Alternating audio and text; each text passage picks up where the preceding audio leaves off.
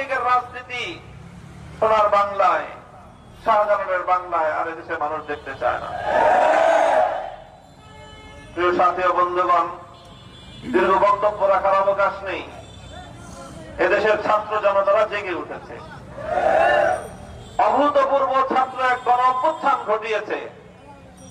এই ছাত্র অভ্যুত্থানের প্রধান বৈশিষ্ট্য যেটা ছিল সেটা হলো যে এখানে একটা ঐক্য প্রতিষ্ঠিত হয়েছিল, একটা ঐক্য প্রতিষ্ঠিত হয়েছিল।